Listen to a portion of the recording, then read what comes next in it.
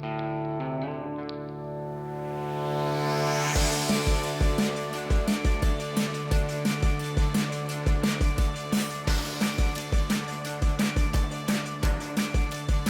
folks, I'm back today for a quick video. We're going to talk about the Flora 15 gallon. It's sort of an update for that. Plus I wanted to show you the trimming that I've done in this particular tank. I ran into a lot of difficulties when I initially set up this tank, and it seemed like the setup video for that, it went on like normally I can set up an aquarium and I'll film it and everything, and like within a day or so I'll have the video out. This one I had to wait almost a month and a half, and I remember I was writing Rachel O'Leary and a couple other people, and I was like, what's going on? I used a type of wood in here. What was it called? I think it was called tiger wood or something, or was it dragon wood or something like that? Anyway, I'll have to go back and look. The water just kind of went brown, like it went completely brown, even though I boiled it and tried to prepare the wood like I have other kinds of wood. The wood itself kind of looked like a more spiny version of spider wood, you know, with a little bit more branchy version of spider wood. So I thought it would react the same, but it didn't. And it was kind of a rough start with this one. So the aquascape for this was mostly this branch was kind of encompassed the whole middle, and then I stuck a Anubias from tanks all over. I stuck a Anubias all through that thing, and just kind of positioned it smartly so that the roots would kind of go behind all the other plants and stuff, and try to make sort of a tree out of it. So now we're on a couple of years with this thing. I think are we on year 3? It's year 2 or year 3 on this thing, and I haven't done a lot of trimming. I've pulled some stuff apart on here a little bit, but I kind of let the Anubias grow, just let it go. The other thing that I did along the way is I'd bought some buse, but I wasn't sure where to plant it, so I started like sticking buse inside little areas inside of here too. So for the trim with this, I went in and I went into that Anubias and I just tried to take off little bits on the periphery. I hadn't realized just how thick it had gotten in there. Anubias doesn't need a lot of light to grow, and it kind of seems like if some part of the plant gets some light and other parts don't, somehow it was growing leaves and doing stuff in areas where it just had almost no light at all. But the entire tank was starting to look dark. Now, and I did a video, I think the very beginning of the year, I was talking about when things get too thick and how you should trim it back, you know, dealing with overgrowth in the long-term aquascape. But it had essentially done exactly what I wanted it to do. It took that piece of driftwood and it just kept growing and growing and growing until you couldn't see the driftwood anymore. Even after the massive cutback that you see here, you really don't see the driftwood at all. I felt like 3 aquariums worth of Anubias out of this thing. It was really something to see.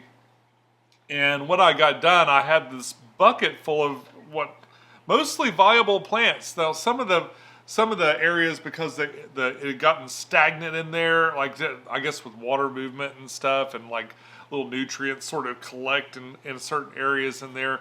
And I got a little bit of algae on some of the leaves, a lot of the surface algae and stuff, and a little bit of hair algae here and there.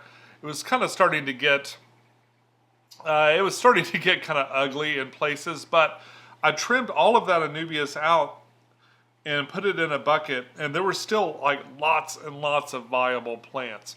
So I'm going to a fish swap in about a week, and I thought it might be a good idea just to take all those plants and stick them someplace just to keep them alive. So I put them all in my sump, and my sump is absolutely full of plants right now. So with Anubias, you can kind of float them in a tank if you don't know exactly what you want to do with them yet, but they will sit there and kind of float around. I try to get them a little bit below the surface. And the other thing you want to do is, like, if you're going to throw a piece in there in a tank someplace, you might want to orient it so that it's growing right. A lot of times they'll tumble around in there, and you'll get this Anubias plant that's got a leaf going this way and that way and that way and that way. You know, it's funny because it'll move, and then a leaf will try to grow towards the light, and then it moves again, and the other leaf kind of comes and it grows towards the light, so they end up in this weird pattern.